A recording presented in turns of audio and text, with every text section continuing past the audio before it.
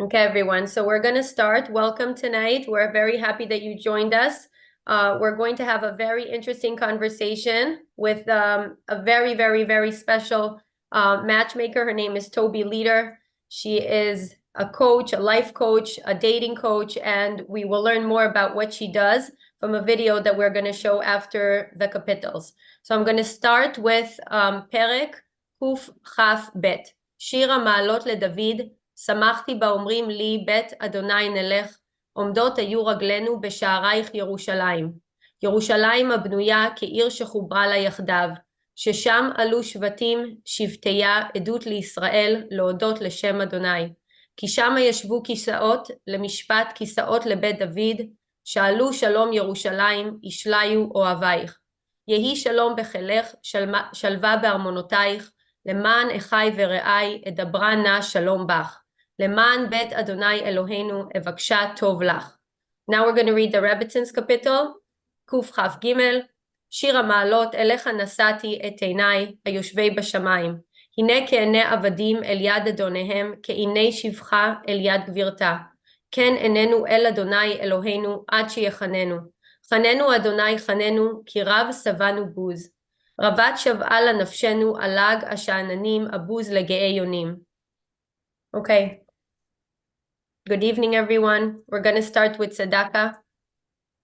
If you have a tzedakah box and you have a few coins, please put it in the tzedakah box. If not, I will give in the merit of everyone. גדולה צדקה שמקרבת את הגאולה. May we merit to see Mashiach now.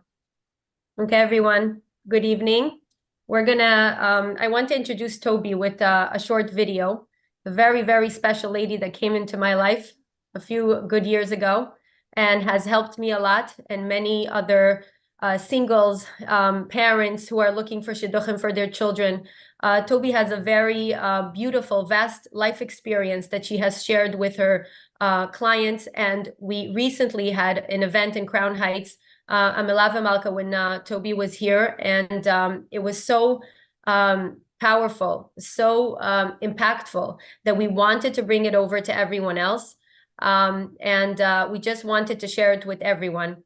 Now, before we start, I just want to make sure we have a mixed crowd tonight. So we asked everyone to keep their cameras off, and just me and Toby will have our cameras on. And if you have questions at the end that we did not address, you'll be able to either contact Toby, you'll be able to write them in the chat, and we're going to try to address them. Hopefully, our conversation will help you answer most of your questions and many things that you might be curious about. Hevi, are we able to share the screen?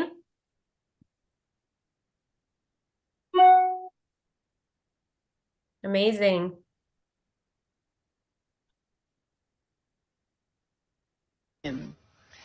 Well, our next guest has been looking for love for the past 40 years, but not for herself. That's right. Now, Toby Leader is a Jewish matchmaker. She's helping, I should say, Aussie singles find the one. One of the Jewish laws is that until we need to get married, boys and girls don't mingle. So how are they going to get together? So we use a matchmaker. Thank you. We have notebooks with boys, girls, and we look at each one. Every single person asks me for a profile, for a picture, for a video, for something. They're quick to judge. You know, they think it's like a supermarket, like, yeah, show me the next one. I say, nope, I'm not going to show it to you. Just talk to her on the phone. Like, they don't do that today. Old school, we love that. And the matchmaker herself, Toby, joins us now in studio. Toby, good morning. Good morning. Great to have you here. How did you get into this business? Oh, well, my husband and I were 20 years old when we got married, really young. And I started right after we were married. I said to my husband, you know what? You know all the guys. I know all the girls that aren't married. And we started matching them up. We made 10 matches that first year. We're meeting up with their great-grandchildren now. Wow. That's 40 years ago. 46 years ago, mind you. But then again, you're saying, as you know, dating has changed, Toby. I mean, you've got online profiles, you've got to swipe right. I don't even know what that means. There's pics. People are fussy, like you said, nowadays. Where does your school of matchmaking come into modern times? Well, it looks like it's becoming a trend in the world today of all singles, not just where I'm coming from. I'm noticing, I even saw an advertisement the other day, you know, matchmaker available. People are starting to come to the matchmaker because they're so disappointed with the superficiality out there. It's just not real, and everybody wants real. You know, everything's getting raw today. Yeah. Oh, yeah. All the shows, everyone's getting out there and, you know, sharing everything. But the matchmaking, I mean, we're back to the old-fashioned way. Yeah. It's really going to work. There's It sort of- works. Well, it does work. You've matched more than 100 couples over 40 years, so you know the success, the secret to this success. When someone comes to you then, where do you begin? What do you ask for? What do you look for? Good question. What I do, and it took me about a year, together with my sister Leah from California, we created this platform called The Interview. And it takes 2 hours through Zoom. I've been doing this for a few years now. I used to do it the old-fashioned way where people would just hand me a profile and say, have me in mind, here's my picture, this is what I do. And, you know, we used to do some matches that way, but in the last 5 years, I've been doing this new thing. Nobody else does it because I created it together with my sister. I interview someone, anyone that's, if you're interested, I'll interview you for 2 hours by appointment. And I would ask you a lot of questions, but you know what? It's all about you, so it's not boring. Yeah. And it's so We all love to talk about ourselves. Exactly. don't we? When do people stop their life to think about what they need, what they want for 2 hours? Like, Yeah. you know, It's interesting, it yeah. gives them a space to think, and I challenge their brain. I ask them questions, and I say, we're coming down with your 5 deal breakers, the 5 most important qualities you need for your future. Are you finding that between men and women now when they're trying to do the matchmaking stuff, that the expectations are different in this day and age? Then when? Well, than when you started out. You mean years ago? Yeah. Oh, for sure. You see the exposure of social media, and the apps are just killing it. It's really not helping the situation. You obviously match people from all walks of life, Yeah. all religions, Everything, whatever. everyone. Everyone comes to you. So when it comes to matchmaking, are some things universal? Well, similar to the show, The Matchmakers, that was just aired, as you notice, between the Indian, the Muslim, and the Jewish matchmaking, we're all pretty much doing the same thing, sending people out on a blind date, you know, and yeah, there's that similarity across the board of the matchmakers. What we do is try to find out what you really need and want. And the other matchmakers, too. That's the value of going to a matchmaker. You wouldn't believe it, but this is true. An 80-year-old lady called me the other day. She wants an interview. I booked her in. Ah, that's great. 80-year-old. She's amazing. I saw her pictures, and I said, you're not 80, because I swear I am. In these Wow. interviews, do you ever have someone sit down, a gentleman sit down, and be like, well, honey, we're just going to need to clean you up a little bit. Yeah. Do you ever give them, like, real Oh, life advice? 100%. Like, I'm going to because be I'm a just straight dating with you. coach as well. Yeah. So that's included in when you come to me for an interview, you get free coaching all the way up to engagement. Wow. Even if somebody else set you up with someone else, That's good. it's included. If you're on my registry, I put you in my database, you get free coaching up until the wedding, up until... I think a lot of guys need coaching. Yeah, a lot. 100%. A Yeah. lot. There's no the art. school. They've lost There are people who will agree with that. Yeah. There's no school, no preparation for what to do next in life when they're finished and they say, okay, I'm ready now. There are no courses. I mean, there are very, very few. It's not important out there for some reason. It's not like, you know, take this. Yeah. I think everybody should go through some sort of a 6-week course before they even start dating. I think you're the person to run. You are a real-life Cupid, Toby. It's great to have you in. Thanks so much Thanks, for joining Toby. us today. Thank you. Thank you. And you can watch The Matchmakers. It's on Wednesday nights on SBS. All right, next, Madam Webb is here. I don't understand what's happening. I've been having visions. Okay. Okay, friends. So now we know who Toby is and how lucky we are to have her tonight. So with no further ado, let's start. I have some questions for you, Toby, tonight, and hopefully you'll be able to answer them to whatever extent and experience you can. And hopefully we'll be able to shed light on things that we can do to improve the shidduchim experience for everyone around. So welcome, everyone. If you just joined us now, this is Toby Leader, and I'll be interviewing her. My name is Sheli Atara. And Toby is an amazing matchmaker with a lot of experience. She's a life coach, and she's also a dating coach, and she will share her experience with us tonight. So Toby, my first question is, of course, as a shadchanit, how do you see, and maybe you can give some examples, how do you see Hashem's hands in shidduchim? Hey everyone, it's so good to be here. Thank you very much. Sheli, I want to thank you for putting this together. Without Sheli, we wouldn't be here today. And even if we make a difference to one person coming out with one chizuk or one idea that will make a difference, you never know. Every time I had an experience with some shidduch meeting of some sort, somebody got engaged because of it. So I know for sure Hashem is looking down now, and He's going to make something come of this. Somebody's going to get engaged because, Sheli, you created this wonderful platform, and Hashem will bless you to find your shidduch soon as well. This is a Amen. great Kaylee. Okay, so how do I see Hashem's hand in shidduchim?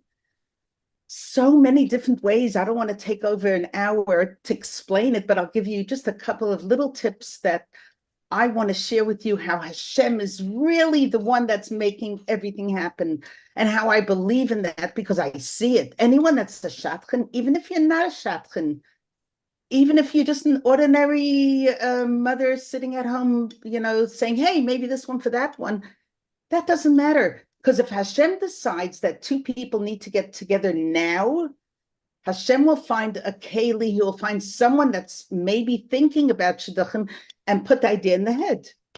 So I believe the number one thing is the timing is directly from Hashem, exactly when it needs to happen.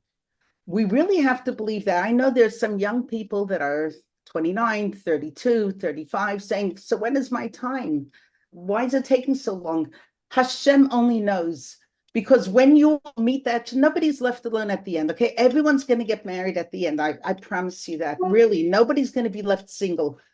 But I want you to know that we just have to be patient with Hashem and believe that He knows what's best for us, because Hashem is going to make it happen at the right time. You know, when you've observed someone having a baby, they go for 9 months, and then all of a sudden, one day they're in the taxi and the baby needs to be born on that moment. That is a timing for a baby to come into the world, and nobody could help it. They have to dash to the hospital.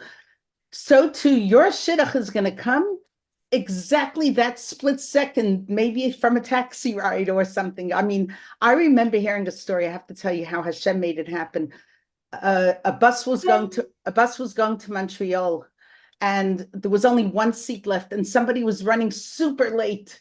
And they made it to the bus just as the doors were closing, and there was that one seat left, and it was next to this girl, and he sat there. They ended up talking for 13 hours in the whole entire trip. Guess what? That was his bashert. And they got married. And Hashem made it. He coordinated the whole thing, the bus to wait and the one seat to be left. I promise you, and I see it, and anyone that's made a shidduch will believe it, that everything is from Hashem. In so many ways, I could go on and tell you 100 stories, but maybe I'll leave stories for the end. And whoever wants to stay on, we could bring a little bit with some stories. Okay, so that's my answer. Amazing. Thank you, Toby.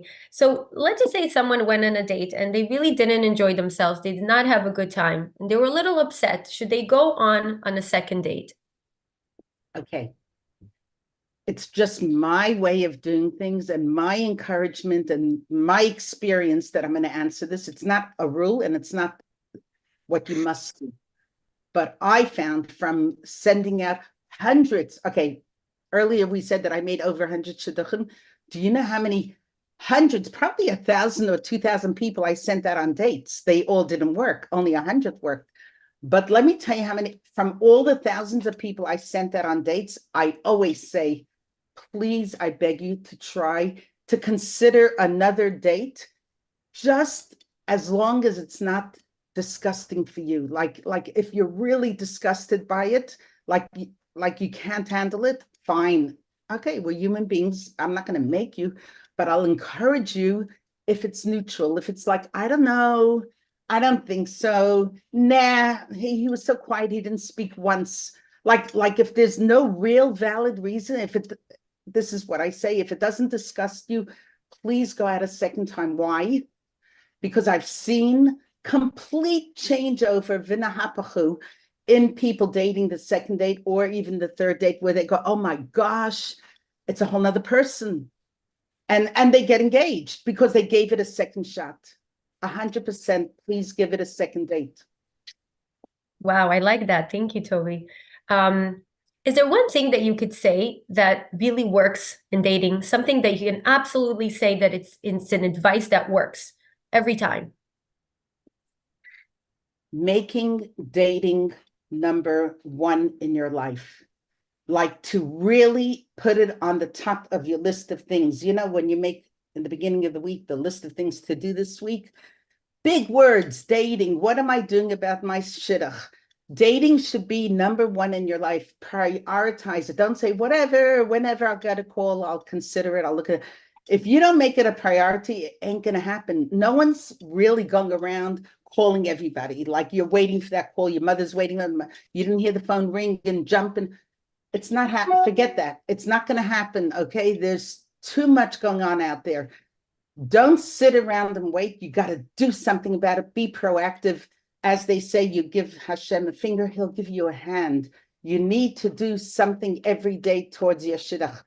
If you're a mother or father listening, please do one thing a day towards your child's shidduch. One thing a day, and I'll give you some ideas.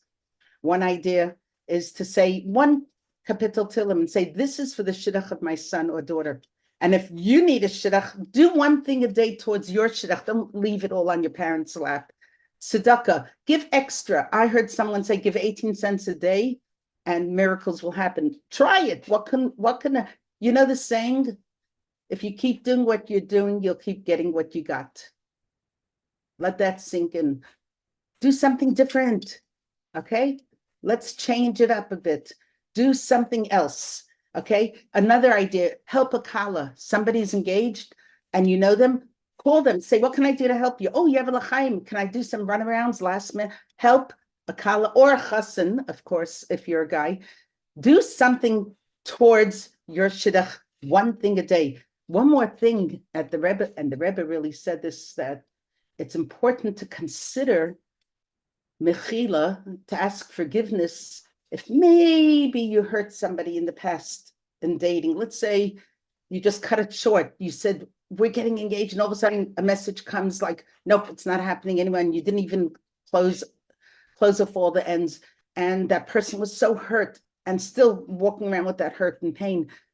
We need to make sure to go back in our history of dating and think if we hurt anybody's feelings and ask for mechila. That could be another thing we could do towards our shidduch. There's so many other things, but we'll elaborate later. Yeah, we'll let you go on this one. I'm sure we have a lot more to say. Toby, can you now this is also for mothers who are helping their children. Is there something that you can say to mothers, something that they like a mistake, a common mistake, something that they oversee sometimes when it comes to shidduchim that we can shed light on? Good question, Sheli, because I wish I can tell this to all the mothers, but I can't because you just can't. It's so sensitive. So here I can. I have a platform. I could tell all mothers. I say mothers, but fathers too. If your child is old enough to get married, they're old enough to make their own decisions, okay? So learn how to let go. It's really hard, moms and dads. It's really hard. But learn how to let go and say, you know what? Let me hear what you have to say, and sit down with your single and really listen to them and keep your mouth closed. Don't say a word. Just listen, real listening. And whatever they tell you, you repeat back to them and say, oh, so that's what you mean. That's what you're saying. You don't have to agree, but just show them that you're really listening to them.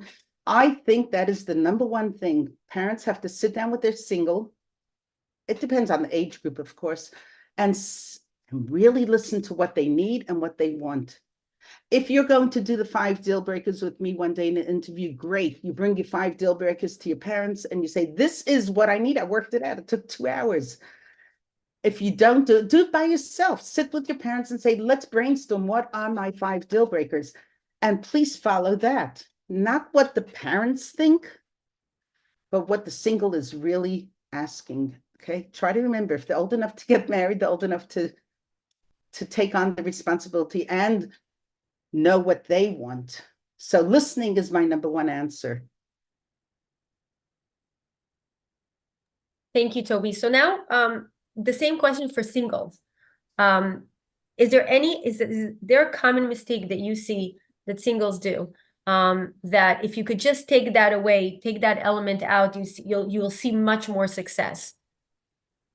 Yeah, okay. So I'll tell you the common mistakes that singles make when they're dating. One of them is they dismiss profiles or ideas too quickly.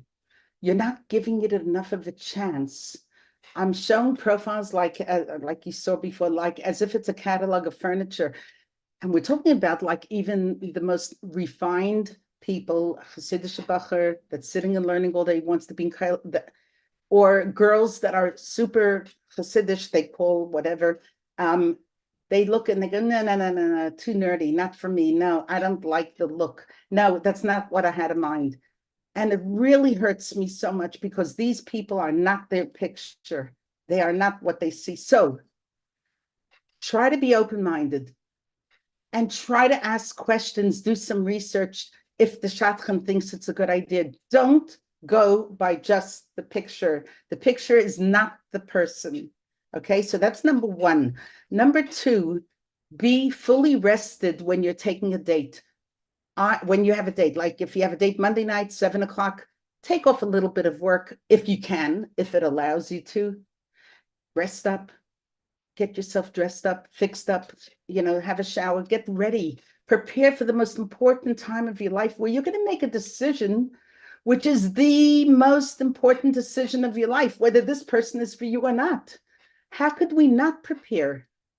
Some people go into dating like they rush from work and they just like quickly change their shirt and run out in the car and like, okay, I'm here.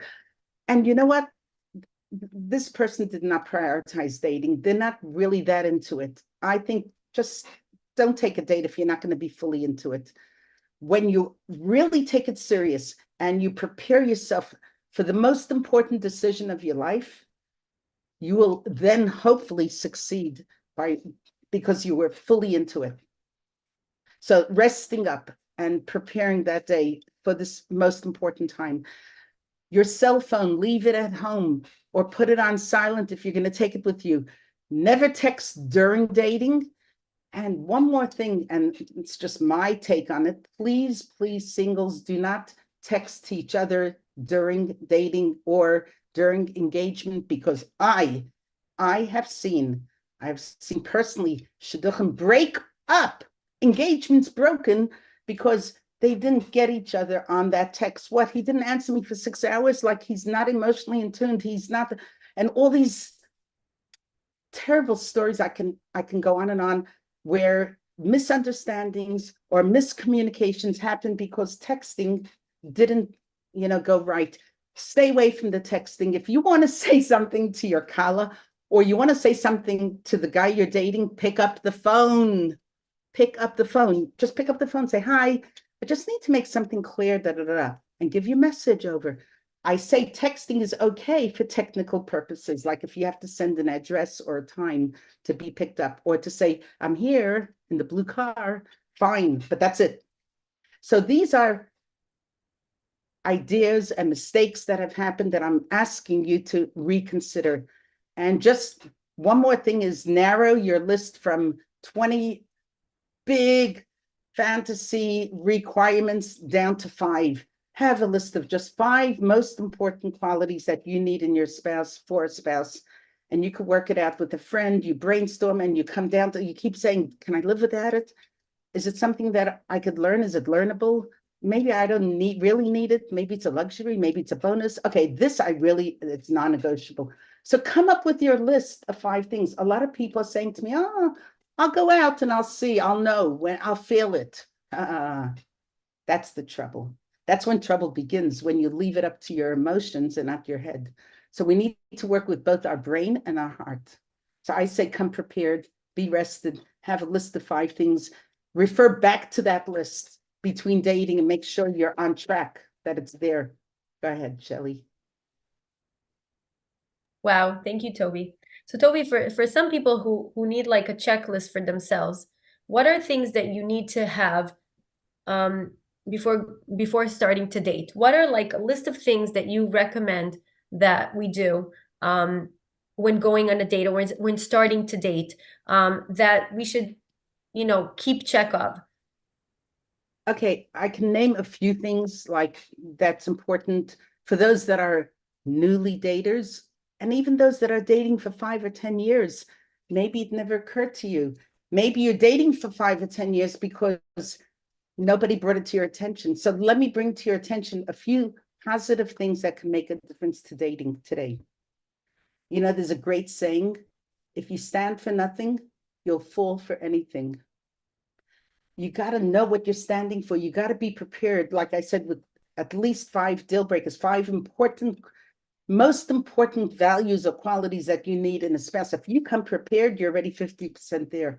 The rest is up to chemistry and attraction, you know, and that nobody could order. But come prepared, know what your 5 deal breakers are. Okay, that's my take on it.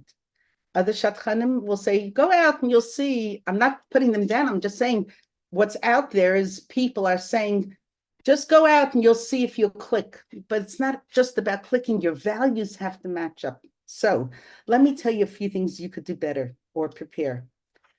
When you're about to go on a date, and if everybody agrees it's a possible candidate, try to see the person you're about to date as maybe your potential spouse. I'm not saying it, but maybe, can this be my potential spouse?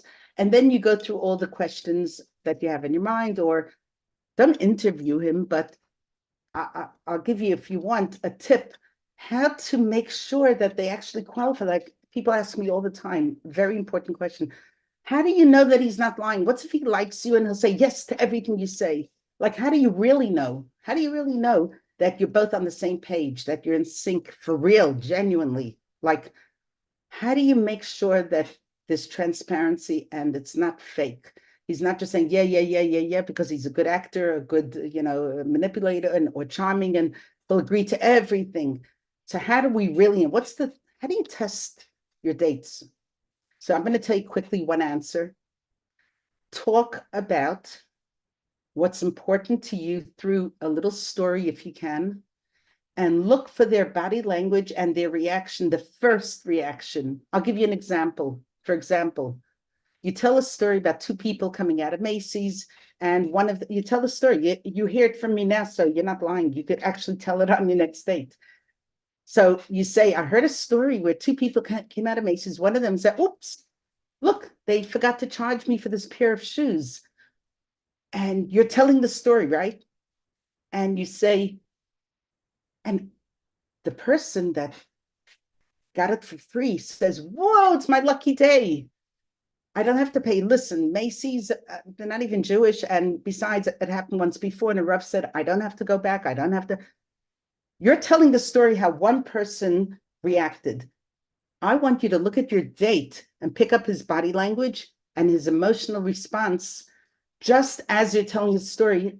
And if he can't hold himself back to say, oh, I can't do that. I can't keep anything for free that I didn't pay for. Or they'll say, yeah, the guy's right. After all, they did the mistake. So you're telling a story that will help you see if this person that you're dating has integrity.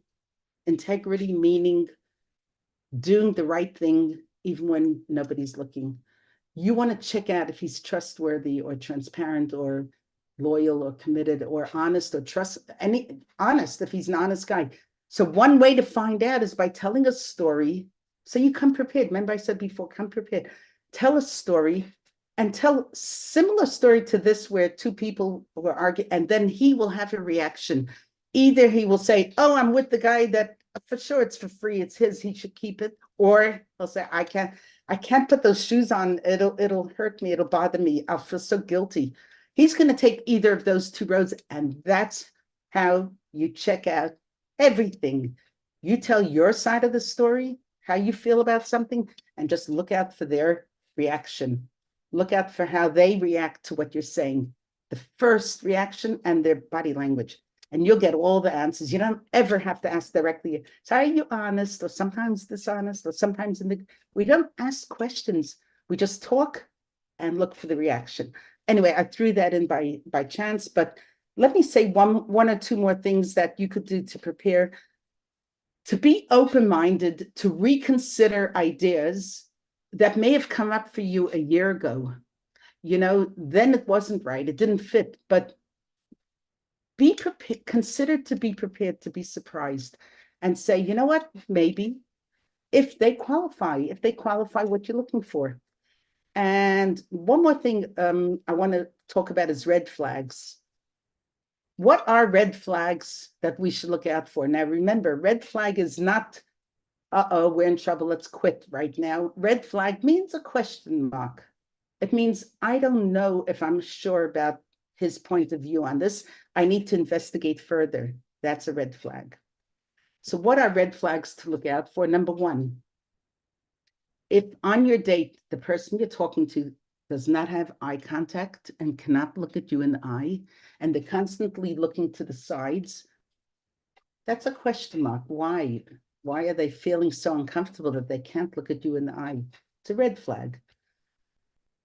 Do they have healthy relationships? Or in their conversations with you, you hear unhealthy, I don't get along with my mother, my brother, he did this, and my uncle, and my teacher, my roommates, whatever. Find out if they have healthy relationships. And if not, that is a red flag. Why? Because you're going to be in a relationship with him one day, maybe. Another red flag, secretive past.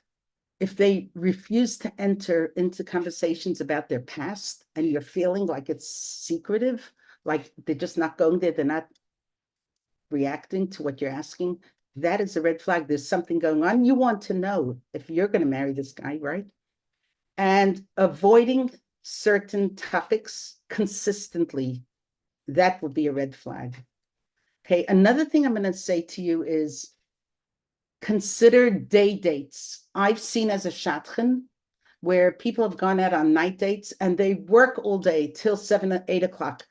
And then they start a date, the most important decision of their life, at 8 o'clock at night. And they have to tune in to make this decision, whether this person is their spouse, like the most, and they're exhausted. I've seen it. They come back and they say, he hardly spoke, what she didn't open her mouth. And I know they worked all day and they didn't rest up and they didn't have a shower before they went out. So they're exhausted and they're going out on these dates, 1, 2. So I always recommend about the third date to definitely consider a day date, like a Sunday afternoon from 12 o'clock, where everybody had a good rest, or even might say Shabbos, where they rested on Shabbos, maybe. But the point is to see them from a whole nother angle for an afternoon, whole afternoon. I mean, a few hours, but in another setting, very important. So that's one thing. And one last thing I'm going to say about preparing, if you want to know an idea, is to send your shadchan bi-weekly reminders, like every 2 weeks, 1 word. They will not mind if it's just a wave, the emoji, the wave. Just send them a wave. And you know what? When they see your name come up on the what, they go, oh, yeah, honey, whatever, Schwartz. Okay, fine. Let me see what I have for her. By the way, what's behind me is my Express Shidduch board, where every single person that I interview goes up here according to the colored zone. Like the red is super, super, super intense, Hasidic, extreme, like the whole works. I call it the real deal. Green is balanced, like not so intense, but very good from. And blue at the end is modern, very chilled, modern, like movies, clean shaven, whatever modern is. And you go in there. And when you send me a message every 2 weeks, whether it's just an emoji wave, and I go, all right, who do I have for Ephraim? I go straight to your color zone, and the age group is lined up here, and I go straight to the age range that you give me. And I say, okay, I just interviewed this girl yesterday. So every day I'm interviewing a new person. So I have new schera every day. But I only work with the people on my chart, by the way. I sometimes go to the random pile where people say, just take my profile. I don't need an interview. I know exactly what I need. I try to explain that's not about that. It's about being in my system. I could put you up here. If I interview, I get to know you. Every one of these 400 people I know well. And on the back is the orange zone, and that's for everybody 30 and over or divorced. So remind your shadchan, whether you work with me or anybody else, every 2 weeks with 1 word available, and they'll look for you. You can't just expect them to remember you. We have hundreds of people coming to us. We can't just say, oh, what about her over there, number 56? We won't remember you unless you remind us. Okay, that's the most important message I can give you for that. Thank you, Next. Toby. That's amazing. Thank you. I love the board in the back. I had a feeling this has something to do with your work. Toby, I hear a lot lately this idea, this thing that there is a shidduch crisis. Is there a shidduch crisis? And if yes, what are we supposed to do? Okay, we could call it a shidduch crisis. I agree there's some blockages going on. I don't like the word crisis because it's irrelevant whether it is or not. Let's just see what it is that people are saying. Like, why? Why are people feeling like things are not happening like it used to years ago? And I feel, it's just my opinion from where I come from and my experience, is that the profile and the photo is killing it and really ruining it, because I'm in it. Every day I get the best bacher or the best girl. So it doesn't matter who you are, even the best of the most modern, the red zone, the blue zone, it doesn't matter. Looking at profiles because they say, show me the profile. And nah, not for me. I go, but it's not her. That's not who she really is. So I have a little system that I recommend. Some people follow through, others aren't interested. They will never do it, but I ask for a 2-minute video clip, not to send. I never send it out digitally. It's never going to go viral. It's just on my phone. And when you agree that, yes, we'll exchange profiles, I will show them with my phone the video clip, meaning nobody records it or gets a recording, but it enhances your chance. And I have 16 couples, sorry, that are married today because one of them made that video and I showed it to the other one and they go, you're right. Okay, she's cute. All right, fine. I'll with her. And they're married. And they're married today. So what, Sheli, you're back? Yeah, I'm here. Oh, okay. So what can we do? Okay. Is there an answer? How could we avoid sending profiles and pictures? Because nobody's going to go with that. I had one out of like 300 that said, I'm not showing the picture. If they want, they could find out. They could go, whatever. It's up to them if they want to find it. But I'm not producing a picture. And listen, at the end, she got married, by the way. But so it worked. But can we go back to the old-fashioned way? Like 20 years ago, 30 years ago, 40 years ago. I wonder if everyone all together can agree, let's do that, and just trust the people that are referring us to, just like we did. We never had such a thing as a profile or a picture. I don't think that most people would have married the people they married if they saw a picture. But once they're out with them, they see the personality and the beauty from inside comes out, and they gave it a chance. We need to give it more of a chance. Those pictures are killing it. So that's my answer. Amazing. Thank you, Toby. I wanted to ask you a question about references. So most people like to, do the research, but when you're calling people, most likely they are going to say positive things.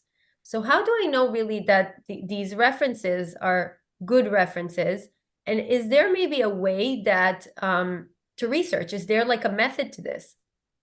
Okay, excellent question, Sheli. Can you imagine for 1 minute how the researcher is holding your key for your future? Because the researcher, whether it's going to be your mother or your mashpia or your brother or sister, is actually holding the key, the answer to whether this person is going to be right or wrong for you. So we must put this researcher on a pedestal and say, hey, you've got the most important role here because you're going to come back and say yay or nay. And then I either go with it or not go with it because of you. So number one, make sure whoever you choose to do the research for you is somebody that's super responsible, that you fully trust, that is not a negative-minded person. Now, I'm not saying to be super positive, but not negative, not critical, but somebody that is smart. that is open-minded. And what are they going to ask when they make those calls? So let me give you an example. They're calling Mrs. Shapiro about Yossi Cohn. Okay, I'm just throwing names. So they make the researcher, you find the right researcher, somebody you trust, very good, your aunt, okay, makes the phone call and says, hi, Mrs. Shapiro. So you are on Yossi Cohn's profile. Tell me, is he a kind-hearted guy? Because I'm looking for this girl. She wants somebody kind. What do you think Mrs. Shapiro is going to say? Of course, she'll say he's kind because she's obviously related to him or cares about him because she's on his profile. So I have another take on this, a whole nother take. Number one, be super careful who you put on your resume, because I have found, I call it a rat, but that's what I call it because it just helps me understand it better. I have found that some amazing people, singles, were just not getting past the references, like something was wrong. And I said, go back and check those references. I want you to get somebody, a friend of yours, to call those references and see what they're saying about you, because something's going on. You're not getting one date or one date a year, maybe. Like something's stopping, blocking. So they got their relative to make phone calls of their references who they thought were good friends, and they found the rat. One of them was sharing all her past history of health issues, like you should really make sure to speak to a doctor because she's got this and that and that and this, and in her family there's also issues. Like that reference was just spilling everything out, like nobody even asked her, but she was the rat. We got rid of her, replaced her, and Baruch Hashem, been married, everything's fine today. But my message then was like, be super selective who you put as a reference, not just any Tom, Dick, or Harry. It should be important people that will advocate for you. And now I'm going to say to you, how do you know how to ask the questions? How do they know how to ask? And what should they ask to get the real, honest, genuine answers, the real answers, not, yes, sure, he's very kind. So number one, in my website, and Sheli will share with us later my website, there's a questionnaire called 31 Questions to Research a Single. In the articles, in the menu, you go to resources, you go to dating, and in there's lots of helpful articles that will help enhance your dating experience. One of the articles is how to ask the right questions. So I created open-ended questions, lots of, like 30 of them. What you do as a single is highlight from those 30, your 5 or 6 most important questions that are to do with your deal breakers, okay? You don't need all 30, but 5, 6. And you send that over to your researcher, whoever's doing the research, and say, these are the questions you need to ask. And they will have in front of them a written paper with everything that you need them to ask, because it's not for their kid and it's not for them, it's for you. So they need to know what you need. So that's what I recommend, is to create your 5 deal breakers, get those research questions and highlight the 5 most important ones, hand it over to the researcher, then they will ask the right questions. Now, this message is for the researcher, the person that's doing research. I'm saying it now because you have to tell them this. Listen for the first reaction that the person, Mrs. Shapiro, is going to give you. So if you say, hi, Yossi Cohn worked for you for a year as a shaliach. Tell me, how has he maybe gone out of his way for people? Can you give me a few examples where he's shown generosity or kindness? Just, I need a few examples. So we're asking an open-ended question where they have to answer. Now, if Mrs. Shapiro goes, and she's thinking for a minute, okay, take note. Look for the first reaction. If she says, oh my gosh, this Yossi, oh my gosh, if anyone ever stayed late at the Shabbos table to bring everything in and help me, she'll blabber on. The first reaction is going to probably give you the right answer. So look for the first reaction. If she says, oh, it's been such a long time, I have no recollection who this Yossi Cohn is, or I don't remember. How could I remember from 3 years ago? I have so many. Her first reaction is going to give you the answer. Okay, so that's my tip. researching. Go ahead. Sorry, Toby. That was actually a very, very good example. And I actually agree very much. It's very important regarding the references. I personally had an experience where I put a reference and I thought they were advocating for me. And apparently they were saying that they hardly know me, and they themselves suggested to be put on my resume. So, you know, it's very important what you said, Toby, to check your references, check what they're saying about you. It could be also real things, but they're just like saying it in a funny way, or just like if you put someone who says that, oh, I don't know them very much, so what does it say about you? Why did you put them in the reference? You know, Yeah. so it's a good point. Another question is, how do you get to know each other on a date? Like, how do you get to know each other better? Is there anything that you recommend? Is there any game, Okay, so topic? yeah, so many times they come back from a date and they say it's good, but it's not going anywhere. Like, I'd love to get to know more, but we kind of answered all the questions, but it's not moving. So I like to recommend by about the second or third date, but definitely by the third date, if it's going well, if you're happy, but you need a little bit of change up, right? So I recommend, number one, don't sit in a lobby every single date.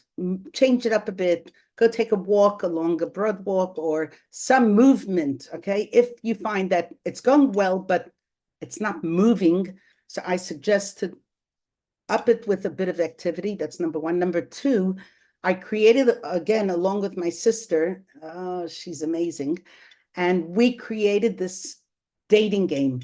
We came up with 200 questions that you print it off. It's also in my dating articles in my website. You go into dating and you'll see it there. It's called Dating Game.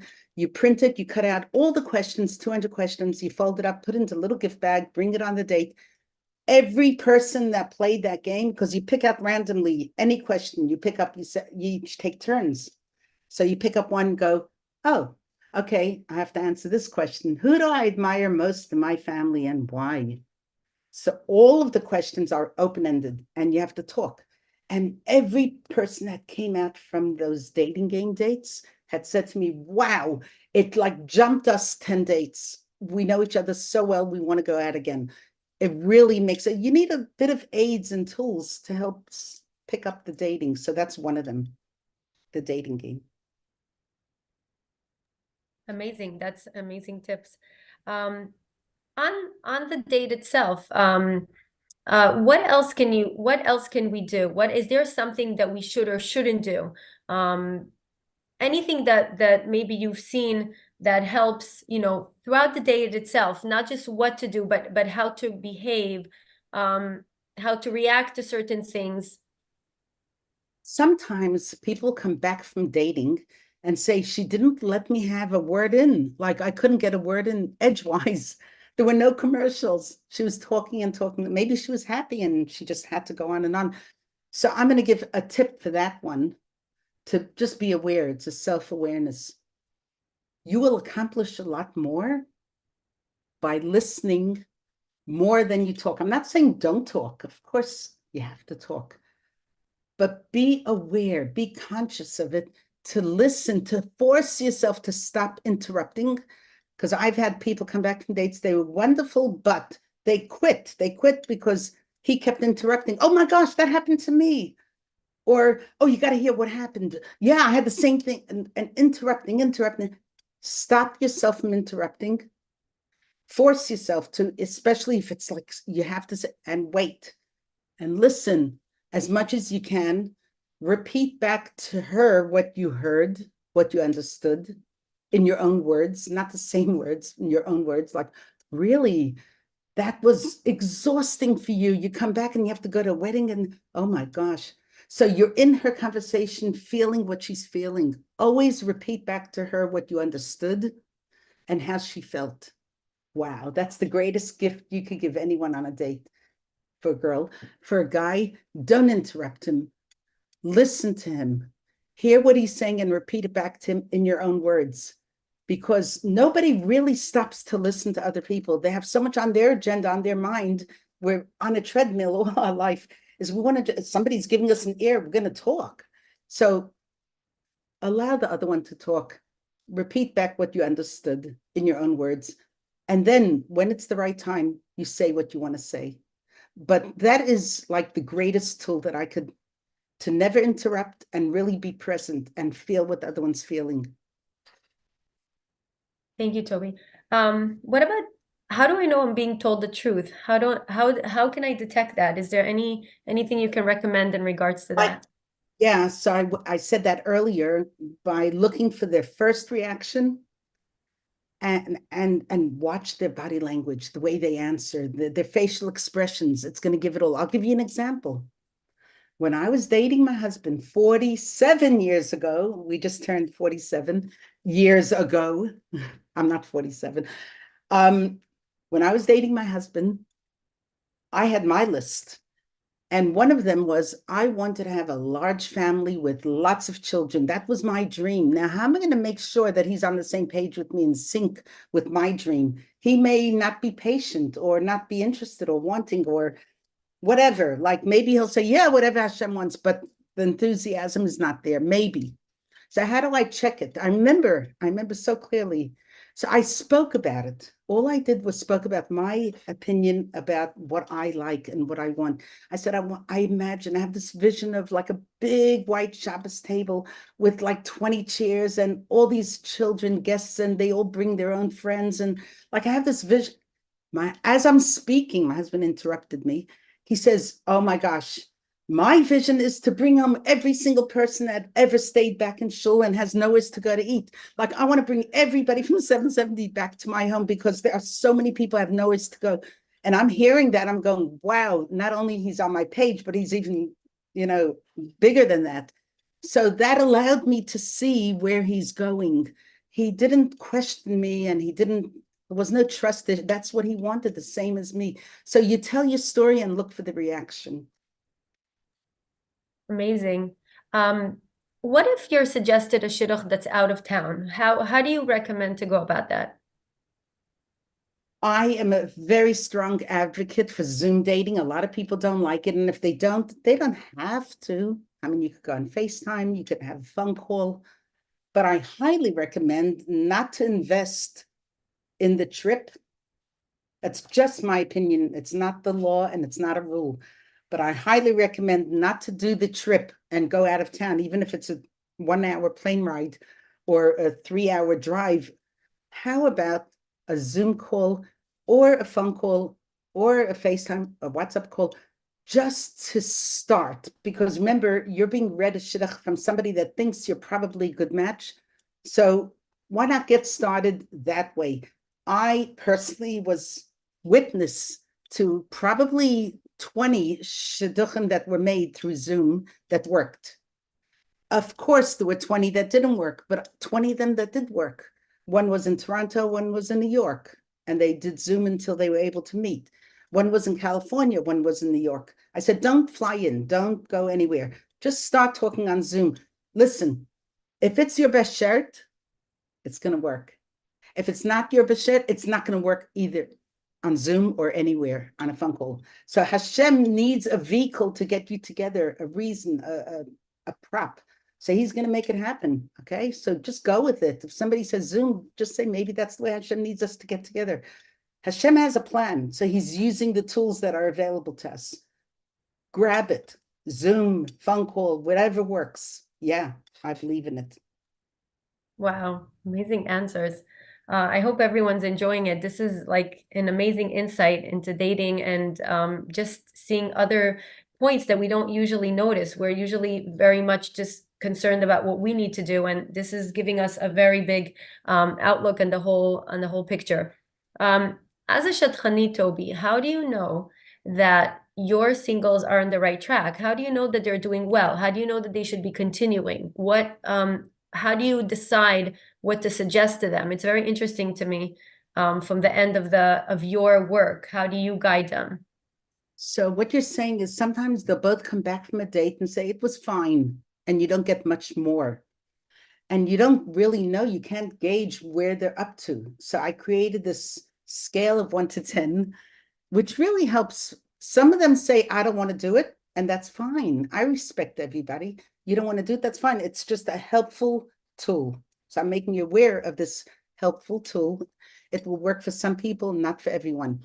What's a scale of 1 to 10? So number 5 would mean neutral, like not bad and not great. 6 means good. 7 means very good. 8 means, oh my gosh, we're getting along so well. This is really going someplace. 9 is, we are a team. This is it. He's the one. And 10, we're going to the IHL. Okay, so now what I say to everybody, you could also use percentages. So I had one couple years ago that said to me, he said to me after the first date, for me, it's a 4, it's under a 5 even, like it's really not happening. She said it was an 8. He's the one, like, oh my gosh, we're on the same, like imagine the two extremes on the same date. So when I saw her enthusiasm, and he said it was like schwache Meises, it wasn't exactly what he expected. I said, I encourage you to have another date, please. And he had another date. He said, okay, you're right. It went up to 5, but it's neutral. And he had such a hard time. She was on 8 the entire time till the end. He was crawling like a turtle from 5 to 5.5.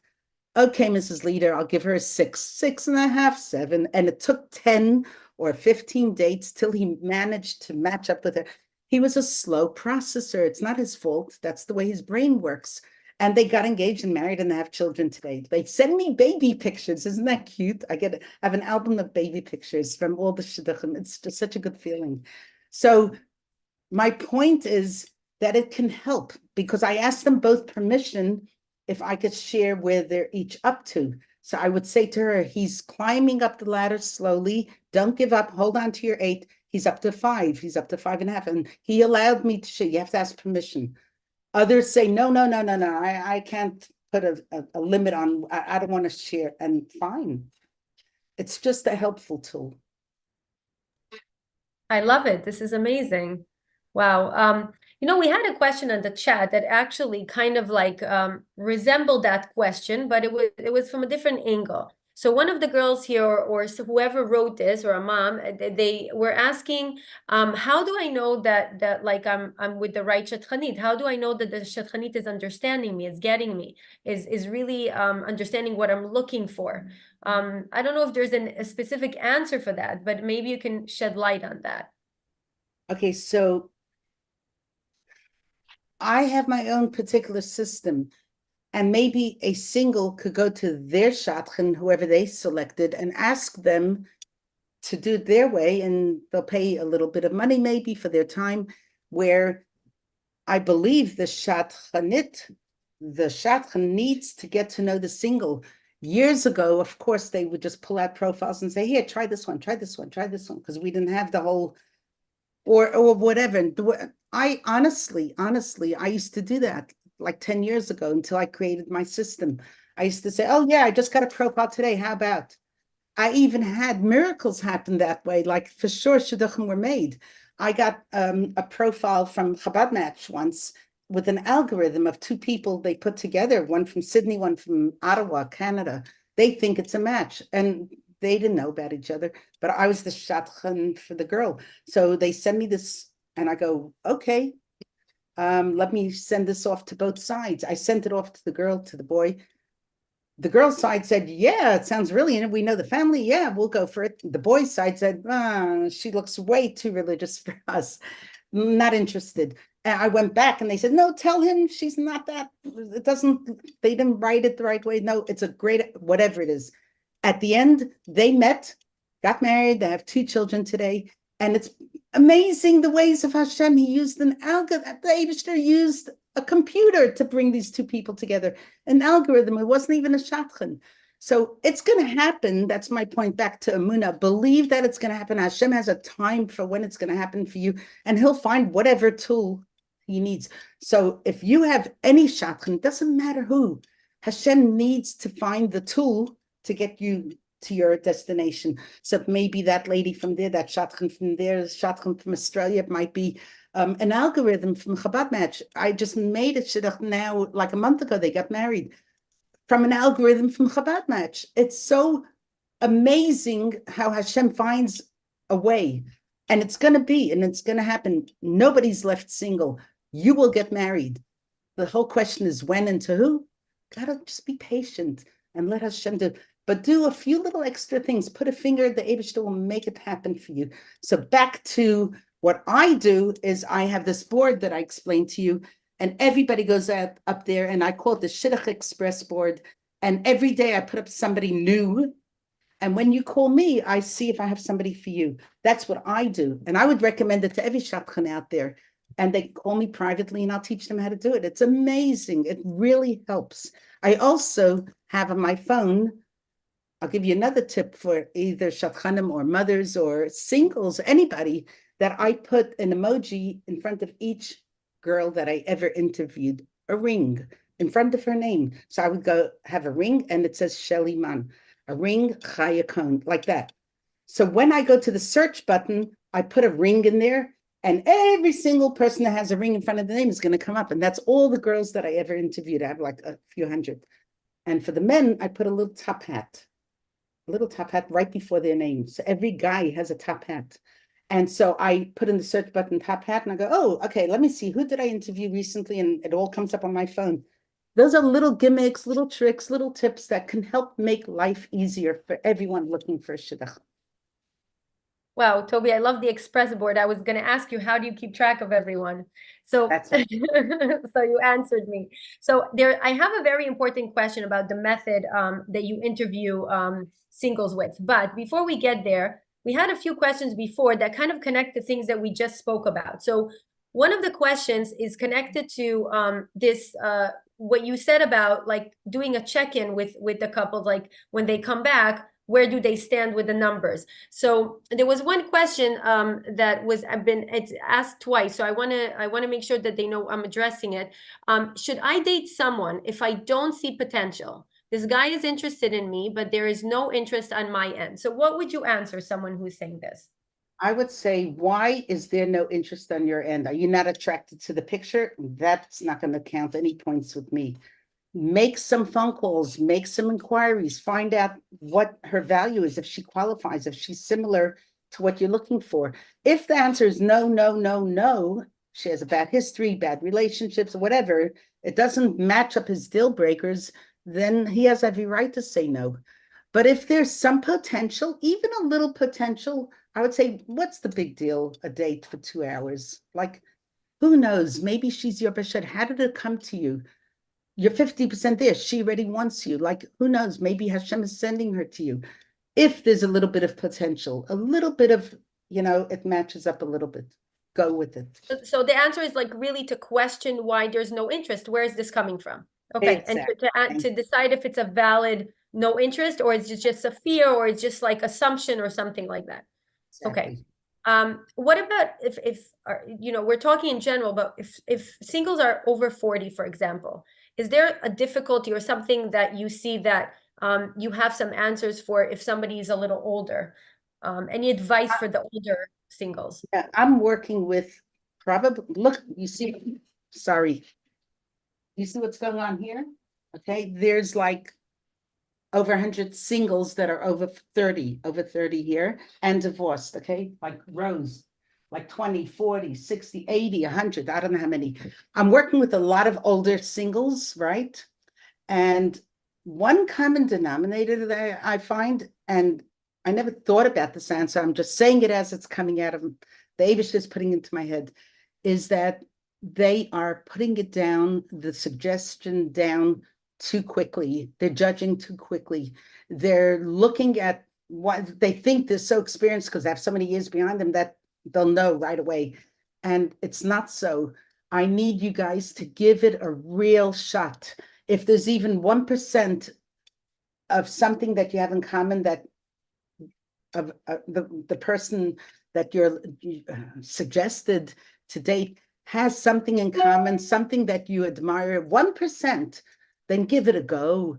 What is it going to hurt a 2-hour date with a possible potential? My point is that I found common denominators that they all say no too quickly. Give it a shot. Don't say no so fast. Unless it's absolutely like 1,000% not going to happen for you and you know for sure. But if you have 1% Somebody's trying to convince you, no, I know she's a wonderful girl. So her son, whatever. But try to identify what your blockages are, why you're saying no so much. I say give as many chances as you can if there's a little bit of potential. Thank you, Toby. So a few years ago, a shidduch came about, and this is how I met Toby. And somebody that was interested in my resume, and contacted Toby and asked her to be that she should be the shadchan. And she has a method that she, we spoke about it in the beginning in the video. They mentioned it. This 2-hour interview. It's like a really intense interview. And I went through this interview. It's amazing. It was a little hard for me at that time because I don't think that I ever thought about these points and questions that you asked me, Toby. So can you tell the listeners today, what is this method that you are using? Why is it so successful? Because I hear that a lot of couples, find it very useful. You are reporting that you have so many couples Singles. Getting engaged. So single. So tell us what is behind this and how did it come about? Who came up with it? How did you start this? When I didn't do it, when I was doing just like piling up 100 profiles, collecting dust, and people were nudging me, look at my daughter's profile. I don't know who they are. If you look at all the profiles, they're all copy paste, very similar to the other. Like, I really don't know them. So a few work because the Abishta decided it's the right time. But I was getting very frustrated singles calling me and saying, I'm done with the shidduch system. They're setting me up with the wrong people. I keep getting these whatever. They pick it out of a pile of and say, maybe try this one as if it's another dress, another suit. Try this on. And they're fed up. So I heard enough of that where people were fed up with just being given anyone. I said, there's got to be a better way. So I started together with my sister. She gets all the credit. Her name is Leah Pearl in California. Together we created what is called the interview. And it took a year. And this is many years ago, like 5-6 years ago. It took a year to make it right. So what it is today was like, fixed, and every few months we adjusted it. And what is it? On the interview, whoever makes an appointment with me, I open up a Google form that I can, I don't know if I could share it with you. No, anyway, you can always call me and contact me and for free, I'll show you what I do. Anyway, so this Google form asks questions. The first 5 minutes is just housekeeping. How tall are you? And who's your mother? What's her maiden name? Where you from? And, where'd you go to seminary? Whatever. Just a few minutes of questions. Then in the middle of the interview, what takes time is I ask everybody, I could do it with you now. Should we do it? Should we do it for a minute? Let's do it. For those that don't know, let's do it. Okay. It takes a minute, the whole thing. Okay. Hey, let's flow. This is what I do it. This is a sample of the interview. I ask everybody to please close your eyes very lightly, not hard, just for 1 minute only, for 60 seconds. Let's all do it. You'll get the idea and you'll see. And do it at home. You don't have to even do it with me. Do it by yourself at home. Here it goes. We're doing it together. Everybody close your eyes. And now I ask you a question, but do not answer. Save it for when you open your eyes. If Hashem were to give you the greatest gift in the world, the most beautiful midah that you wish for your spouse, the most important quality, value that your husband or your wife to be, the woman that you're going to wake up to every single day for the rest of your life, that lady that's going to be in your kitchen, opening the door for you at 6 o'clock every night, and you look at her and you go, wow, I am so lucky she's got the most amazing quality, midah, value that I could wish for. What is that one thing more than anything else? It's part of their DNA that it's going to be with them forever that you wish for in a spouse. One thing. If everything else fades away, this one thing will last forever. What is that one thing you need more than anything else for a spouse? Now you could open your eyes. And then on the Zoom, we have a share screen Google form, and I write number one, and they tell me what they say. So I'll give you an example of what 90% people have given me. Good-hearted, kind-hearted.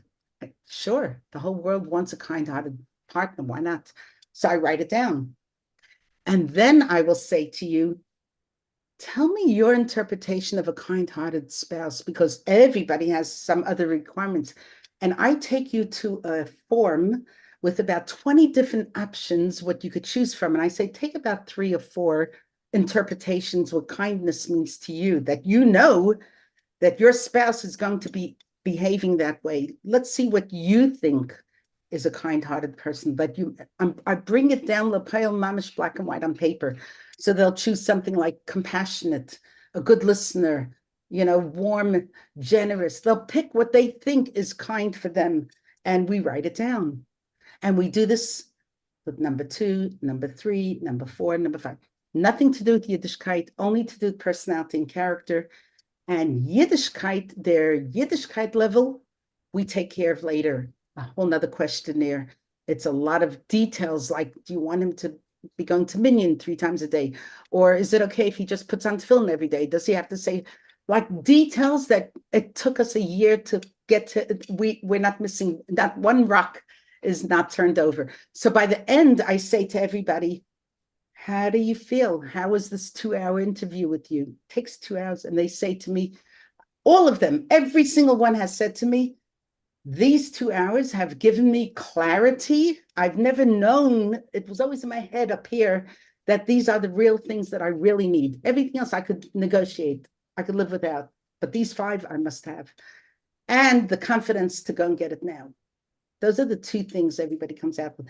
And it's worked over, and it's word of mouth. People are sharing it with their friends and saying, you'll gain so much from it. It's worth it.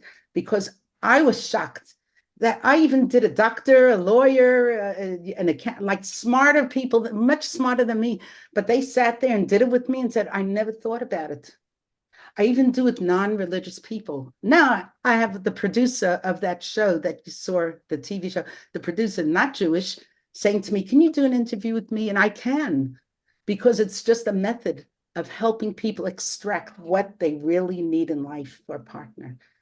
And when I was in that Channel 9 TV situation, there were like 6 or 7 or 10 different women running around with me, go to this room, this room, this room, the makeup. Each one of them said, I need that interview. What are you doing? We need it. All of them were single, either divorced or just never got married. I was shocked what's out there. Like, anybody could use it. It's versatile. It's clarity mostly, and the confidence. And can I just add one more thing? I know we're going on and on. One more thing. I tell everybody, take your 5 deal breakers, print it, put it into your cupboard, into your wardrobe. And when you're married and there's a little disagreement, I don't like the word fight, but like a disagreement, like an argument or something, you go back into that wardrobe, you look at the 5 deal breakers and you go, you know what? He's got the 5 most important qualities that I really need. That, it's nothing. That'll fade in the background. Like, it's nothing compared to what I got. It reminds you why you married him in the first place. And everything after that is garnished. You could negotiate, you could deal with, like, big deal. At least you get the 5 most important qualities. Thank you. Thank you, Toby. I have another question. We have like a few questions in the chat, but I'll get to it in 2 minutes. How do parents know that their children are ready for shidduchim, that they should start helping them and start, checking around and calling shadchanim? How do they know? What are the signs? It's so important that parents do not pressure their children, no matter what age, until they feel mentally and emotionally ready. Because too many times I've seen people come to me and say, yeah, my parents are pushing me, and like, yeah, I don't really want to get married now. I have so much more to do in my life, but I have to make my parents happy. I'm here because my parents sent me. I think that it's a big mistake, because remember, we're going into the most important decision of your life. It's not a house, a car that you could just trade in. It's the most important decision you're ever going to make in your life. You need to be mentally and emotionally ready.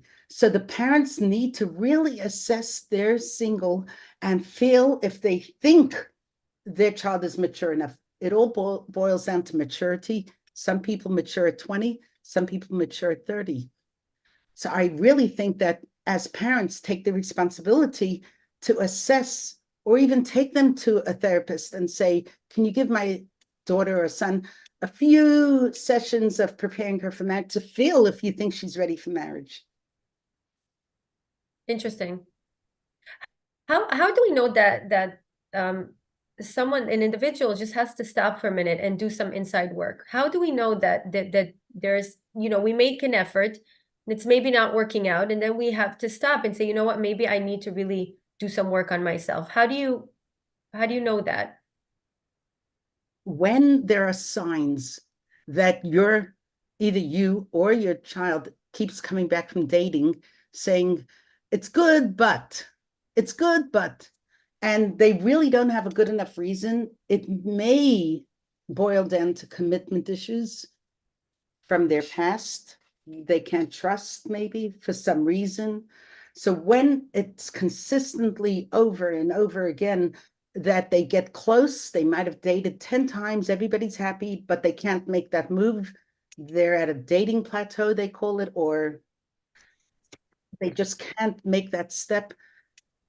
That's the time to take them to a therapist, the right one, someone that understands where they're coming from, not just anyone, and help them figure out what their commitment issues are, because usually it boils down to that. There's something in the background that's putting a blockage that's stopping them from going ahead. I've worked with people for 4 years, one same boy for 4 years, and I see the repeated behavior. He gets close and then it stops. Close at like probably 20 girls he went out with. Wonderful person. And I've been begging him, go and see a therapist to figure out why you can't make it over the hoop. So let's just say if somebody says they're insecure, would you tell them that they should, they could anyway date, or would you tell them to work on their insecurity first? 100%. Like, what's the point? It's like going to buy a house without any money. Like, don't even bother going to the bank to ask for a loan if you don't have money. Like, what's the point going into marriage if you don't have what it takes? Do you know how many tools we need in our pocket to make a relationship work well, successful? You've got to be so mature and so equipped and so mentally ready. There's so many, so many lists of criteria that you need to pass. We don't even have a test that somebody says, you're not going to get engaged until you pass this test. There's nothing. We just have to go with our gut. And I so believe we need to have, like a 6-week course where everybody goes through this course and gets ideas similar to what I'm doing now with you, just preparation and tips and ideas, so they walk in confidently and they're able to like have everything in the back pocket and say, yeah, I learned this, I learned that, and now I'm ready. So someone is asking, so what are the tools? They said we thought that 20-year-old girls should get married, even if they don't have a lot of experience or are a little bit insecure. So what are the tools? It's maturity, being fully confident with good self-esteem, that you know where you are, who you are, and ask yourself the question, will I date myself if I was given me to date? Interesting question. Maturity. Yeah. I ask people when they give me their 5, I say, are you those 5? Are you all of that? That's amazing. So someone asked an interesting question before. She said that she went on a few dates, 4 to 5 dates, I think, from what I remember in the question. And the guy is very interested, but she is still not interested. She's not fully there. What do you recommend in this situation? I say, if she can't point a finger on what's bothering her, to keep dating until it happens.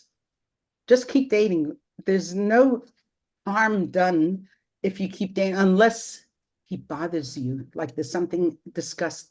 I remember my mother asking me that question, and my husband at that time, he was 20 years old. His face was covered in pimples. He had thick Israeli gold glasses, if anybody remembers him. And my mother would ask me after each date, is there anything that bothers you about him? And I go, no, I want to see him again.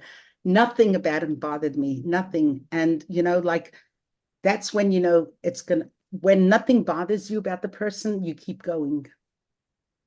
But if something bothers you enough that you can't see him again, like extreme, then yeah, it's not yours. There was a young couple that I put together, and each of them had a challenge, a disability of some sort. And they were so worried that the other one's going to say, no, I'm not continuing. And I said, listen, if it's your best shirt, he won't mind. And every time she came back from a date, she said, he didn't mind. And it went on and on. Every date she revealed some other thing that she was challenged with. And she came back and said, he said, it's fine. When it's your best shirt, everything will be fine. They won't mind. Wow, beautiful. We had another nice question. I thought it was a good one also. If you would you go back to something that you felt there was something there, maybe you just didn't give it enough time, and it, let's just say, comes up again. 100%. Why not? Why not? Innocent until proven guilty. Yeah, I like that. Anybody has any more questions, please post it on the group and I will read them. Toby, is there anything that I didn't ask you that you would like to point out, that you would like to mention? Anything that we can, still bring up to the table? I spoke for 2 hours. Can you believe it? This is a 2-hour show. Wow. But it's okay. I love it. When it's wonderful, it's okay, right? Okay. So yes, I'll close up. I'll close up with a bracha to everybody that's single, to every parent that's trying to marry off their child, that Hashem should show you now, as soon, again, I'll close up with what I opened up with, in the right time, in the right place, with the right one, because it's all in Hashem's hands. So really, we're opening a siddur every day to daven, and we're connecting with Hashem. It's the same Hashem that's going to help you find the shidduch, that's going to help bring it to your doorstep the right time. That right phone call is going to come soon, in the right time. I promise you, no Jew is going to be left behind. Nobody's going to be left single. We're all going to get married at the end, just the right time. Believe it, trust it, trust it. Thank you. Toby Leader, thank you so much. Everyone, thank you for joining us tonight. We will post a YouTube and send it around, and it's going to have the recording of this class. We are also going to share Toby's information. Javi is going to pull it up for us in a second, and you'll be able to contact her, ask her any questions you would like, her prices, her process, what she can offer you. And I'm sure everyone is going to benefit from this. Leah, do you have a question? I saw you raise your hand or something. No? Okay. Anybody else has any questions? I'm giving 2 more minutes to post on the group, on the chat. Okay, Toby, so I guess we have no more questions. I'm going to stay on for 2 more minutes if anybody needs anything. Somebody raised their hand. Let's see. I'm checking everyone's panel here. There, it's look at the it says CS raised hand view. Hold on, let me see. Okay, I see more questions. How long would you recommend the Zoom would be for long distance dating?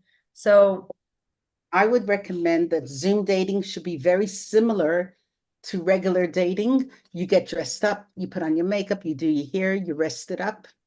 And make sure, listen, that the background is normal, organized, and neat and clean. It was a turnoff for some people. They saw a big mess in the background. They said, if they didn't even bother to check the background, I'm not dating her. Like, I'm just telling you attitudes of some people. So make sure your background is beautiful and clean. And when you're going on Zoom, I had a situation where a couple was dating during COVID, on Zoom 18 times because it was going well, 3 times a week. They didn't know it was going to be 18. They're waiting for the border to open up so they can meet. And every date in those 18 times, they prepared something else to make it interesting. It was so good. So after each date, the boy would come back to me and say, okay, can you tell her to prepare a blank canvas with oil paint. So we're going to paint something together. And the next time he said, can you tell to prepare these ingredients? We're going to bake a cake together, have coffee and cake. And the next time there was a Monopoly game. So like you could become creative if you need to, if you can't meet. Make it interesting. You could both virtually visit a museum in Budapest if you want, because you could. So there are creative ideas and creative ways. You can contact me and I'll send you a list of things I send out sometimes, how to make your Zoom dates interesting. Toby, there's another question here is how much is Amshachat Lev should be a consideration in deciding to go forward or not?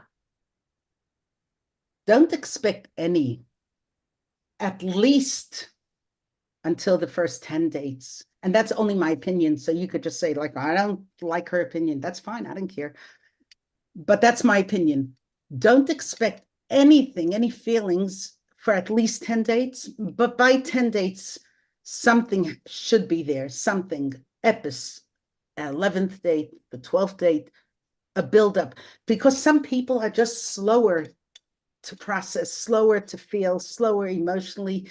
They're not so emotionally in tune, so they can't. So the right shadchan should be able to help maneuver the dating in a way that could bring out those feelings. So I say, don't expect it right away. That's for sure. But it should be there at some stage for sure. Toby, there was another mention here. Somebody wanted to know, okay, so there's two interesting questions. I'll start with the question and then one that's asking for more tips. So there's someone who said that she was dating someone and he mentioned that she is a little bit too religious for him and they stopped dating. And now he wants to revisit and she said she's a little bit more chill.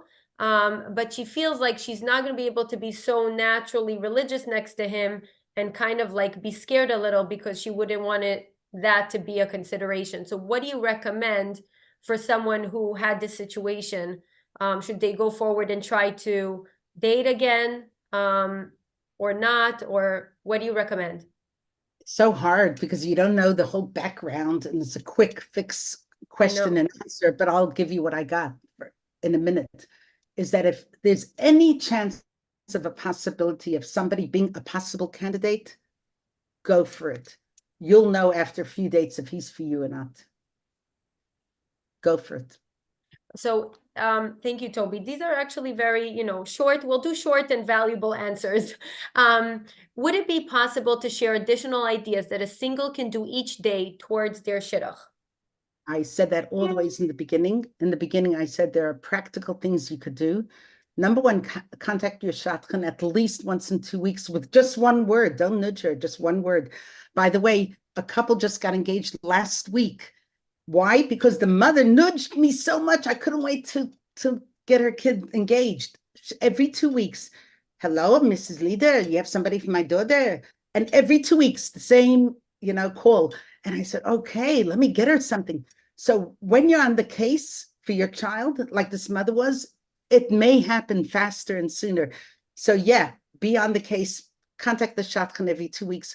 Every day, think of one thing you could do towards your shidduch, whether it's contacting the shadchan, whether it's speaking to a friend, whether it's putting out a WhatsApp blast. I didn't mention it, but I'll throw it in now for a minute, is that every month, once a month, to only, again, I'll say only, it's not to the world, only your friends, close friends and family, only your close circle, 20, 30 people, a little WhatsApp paragraph that says, hi, it's Chani here. I'm attaching my profile. Can you stop for 1 minute and think about me for a shidduch? When you send that to people that really care about you, they'll remember because everybody's so busy in their life. They forget, even the people closest to you, they forget that you need a shidduch or you want. So you remind them once a month with this little clip with the profile, and 1 or 2 out of the 30 will respond and say, you know what? I just had this bacha for Shabbos. He may be actually a good idea for you. Somebody will think of someone. So I believe in that. I did it. I did it with several of my children and it worked. I had so many ideas come through because I did it. Don't be shy. Don't be ashamed. We got to do what it takes. Thank you. Thank you, Toby. So 2 more questions. Someone wrote an interesting, they want advice, any advice for people who live in the past regret and don't see any point in dating anymore? What's the question? Like They give somebody up, who dated in they the give up, past, didn't have they give success up. and kind of lost interest. So like what can they do? They're older maybe, it looks like it. They kind of live in the past of the regret. How do they get over all these, missed opportunities? I say anything that'll motivate them to get back into the scene. Is that what the question is? Maybe. Something like that. Yeah. Like I would suggest, like just like you said, like what did you do today for your shidduch? So maybe one thing a day, small steps towards trying again, maybe, or something like that. They need hope. I We say, need like a I say hopeful. don't ever give up. Don't ever give up, because you could have your shidduch if you do that little bit of effort.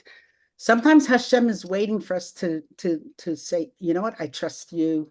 Okay, I'm putting in your hands. This is what I'm going to do towards my shidduch. Hashem, you come to the party too. So we need to do that something. Hashem always says, give me a finger, I'll give you a hand.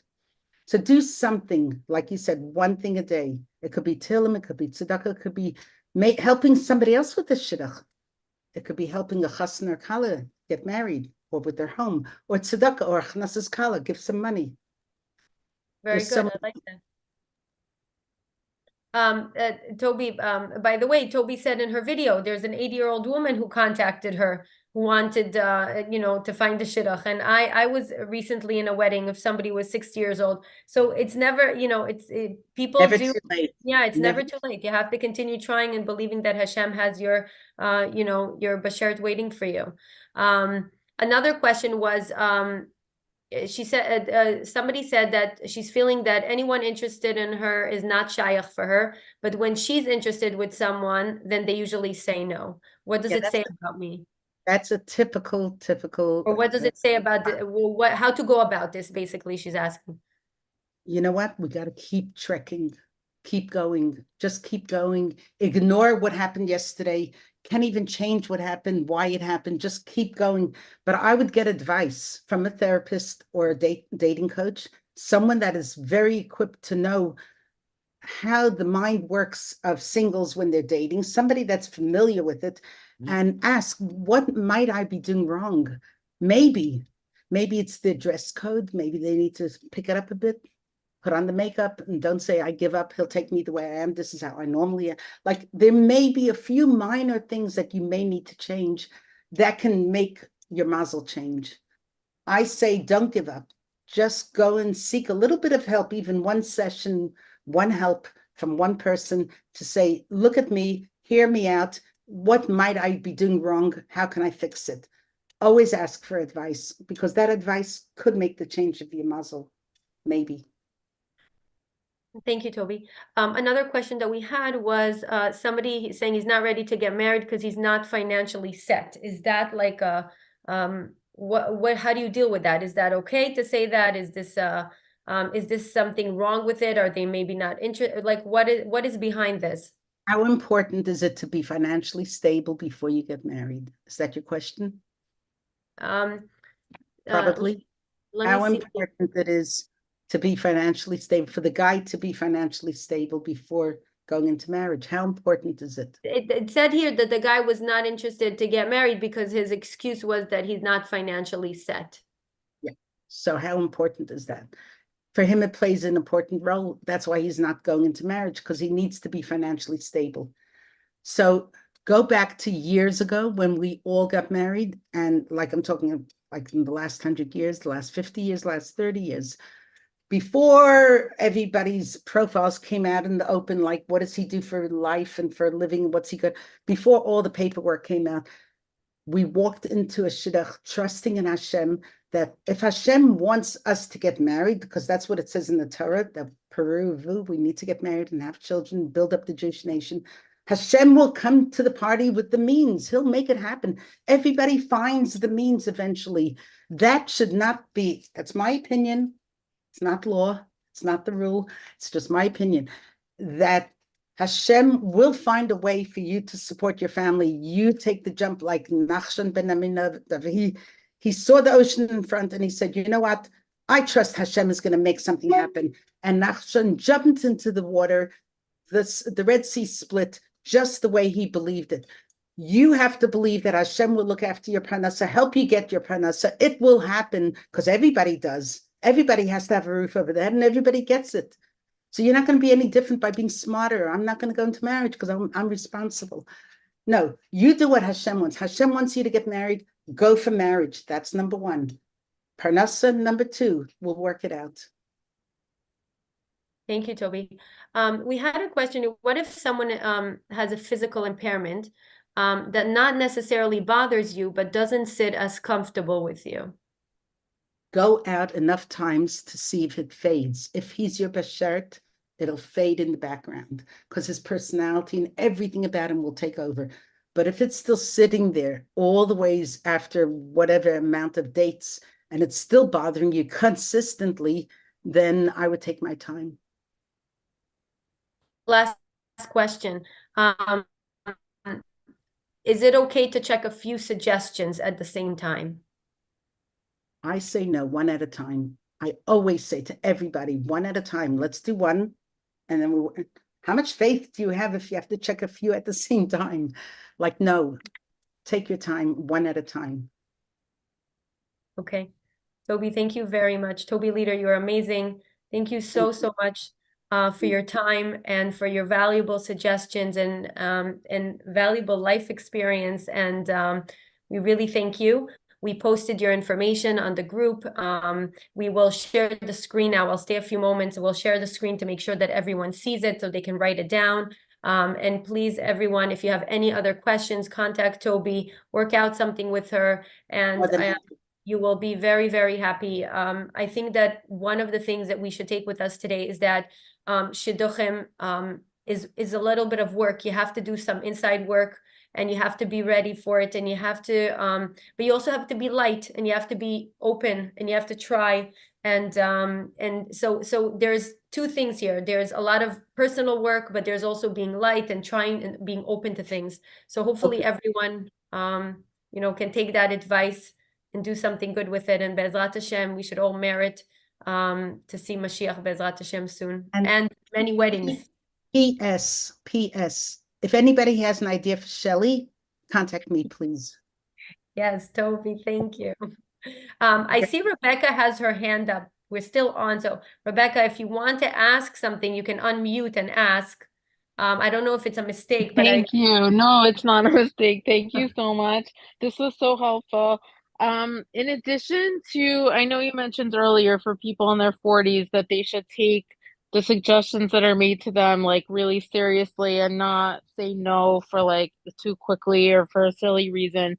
But in addition to that, is there any other advice for singles in their 40s? I just find that the men are just like really not stable or not marriage oriented. There's just like very, very few viable options, and it just kind of feels like our mazal is like locked or it's just not going to happen. You know, there's a saying that's been going around recently: see someone, say something. And I think in this case that you're saying about 40 and over, please, everybody that has anybody at a Shabbos table, have in mind the older singles that are, struggling. They're trying so hard. They're meeting people or they're not meeting people. And I really feel for you.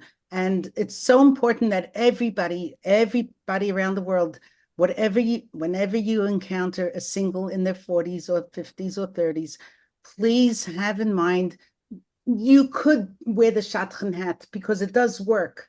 It does work. So I'm begging everybody to have all of you guys in mind and not to say, oh, they'll figure it out or they'll meet them, So no, they need us, everybody else, to help them, and just have all the singles in mind at a Shabbos table, invite over some guys. I'm talking about over 30, 40, and 50, the older ones. We all need to take responsibility to make an effort. Everyone here can be a shadchan and try to match people up. So yeah, we have a responsibility as a community to help you guys. And are there enough 40-year-old normal men out there? Only Hashem knows. But don't give up. Don't give up, because the one for you will be there, because you will get married. Everyone does at the end. So all you need is one. I mean, thank you. Thank you, Toby. Thank you, everyone. We're gonna wrap up. I'm gonna stay for a few moments so we can share our screen, and I hope we're gonna have good news from everyone. We will see you soon, Bezrat Hashem. I'll let you know if a shidduch came out of when a shidduch comes out from this. Okay, thank you. Thank you again, Toby Leader. You are amazing. Thank you for your time, and thank you everyone for your time. Thank you.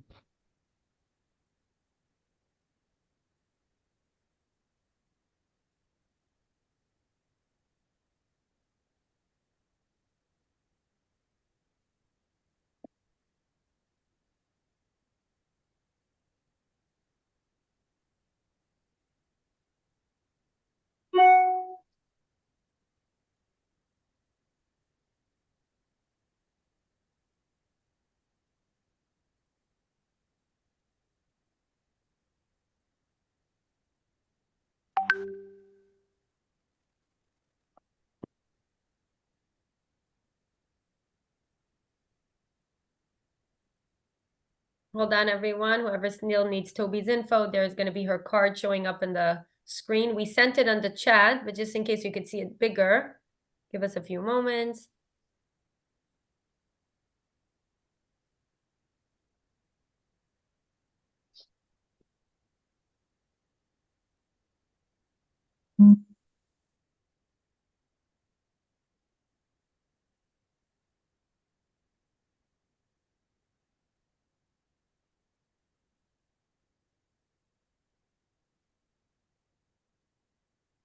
Toby, if you're still on, there was one question that we can maybe just answer. If somebody is Balei Tshuva and they don't have parents to do research for them, any suggestions for people like that? A mashpia, a rabbi, or a very close friend, a neighbor, somebody that they trust. That person is going to be the key to their success. Very important to choose the right person. Maybe a close friend. Yes. Everyone, this is Toby Leader's card, her information, her email, Instagram, many ways to connect with her. Please write it down. It's on. We'll share around the YouTube link that you can watch this class again and listen to all the tips and answers to the questions that we asked.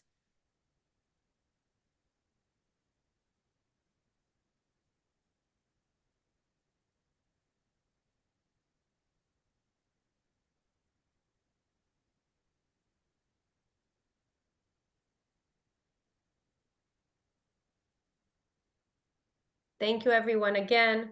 And in the merit of Chodesh Adar, Aleph, Bezrat Hashem, we should be in Simcha all month long and only hear good news from all of you. Thank you very much, Toby Leader. Thank you very much. We will be closing the Zoom now, but we will be sharing around the YouTube link and you'll be able to watch the recording. Thank you, everyone, and have a wonderful night. Thank you. Thank you.